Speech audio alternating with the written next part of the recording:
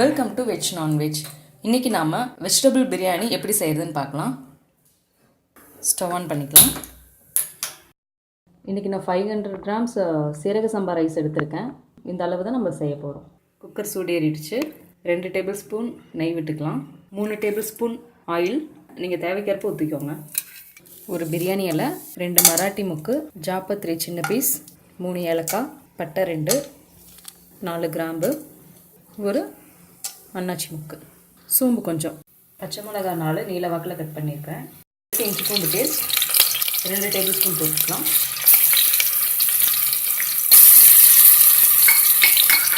ரெண்டு பெரிய வெங்காயம் ஸ்லைஸ் பண்ணி வச்சுருக்கேன், அதை ஆட் பண்ணிக்கலாம். ஆனியன் சீக்கிரம் வணங்கிறதுக்கு லைட்டாக உப்பு ஆட் பண்ணிக்கலாம். மஞ்சத்தூள் 1 டீஸ்பூன், மிளகாத்தூள் வந்து காரத்துக்கு ஏற்ப ஆட் பண்ணிக்கோங்க. கரம் மசாலா கொஞ்சம், மல்லித்தூள் கொஞ்சம். கரம் மசாலா இல்லைன்னா நீங்கள் பிரியாணி மசாலா கொஞ்சம் ஆட் பண்ணிக்கோங்க. மசாலாவை 2 கலரிட்டு நான் 3 தக்காளியை ஸ்லைஸ் பண்ணி வச்சுருக்கேன், அதை ஆட் பண்ணிக்கலாம்.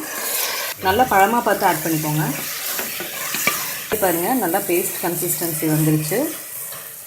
இப்போ நம்ம எடுத்து வச்சுருந்த வெஜிடபிள்ஸ் எல்லாம் ஆட் பண்ணிடலாம்.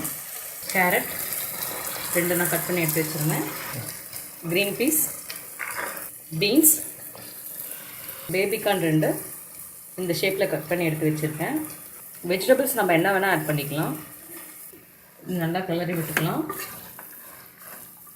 ஒரு 2 மினிட்ஸ் இதிலே நம்ம காயை வந்து நல்லா வதக்கிடலாம். தேவையான சால்ட் ஆட் பண்ணிடுங்க, அப்போ தான் வெஜிடபிள்ஸ்லாம் சால்ட்டு பிடிக்கும். இப்போ இதில் மீல் மேக்கர் ஒரு 15 நம்பர்ஸ் எடுத்திருக்கேன். அது சுடு தண்ணியில் முக்கி ஒரு 2 மினிட்ஸ் வச்சு எடுத்துருங்க. மல்லி இலை கொஞ்சம், புதினா இலை கொஞ்சம், 3 டீஸ்பூன் இல்லைன்னா 1/4 கப் தயிர் ஆட் பண்ணிக்கோங்க. இல்லைன்னா எலுமிச்சம்பழ சாறு கொஞ்சோண்டு விட்டுக்கோங்க.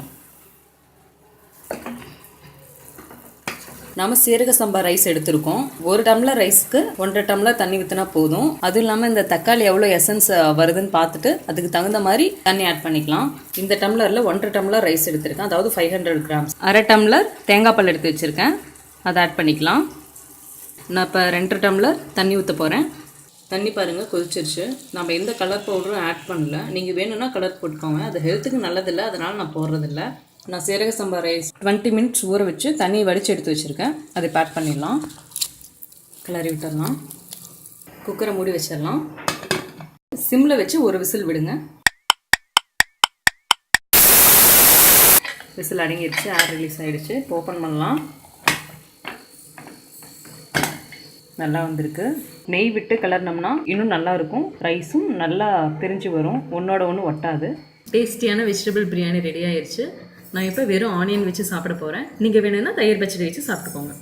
இந்த வீடியோ உங்களுக்கு பிடிச்சிருந்துச்சுன்னா லைக் பண்ணுங்கள், கமெண்ட் பண்ணுங்கள், மறக்காமல் எங்கள் சேனலை சப்ஸ்கிரைப் பண்ணுங்கள். தேங்க்யூ.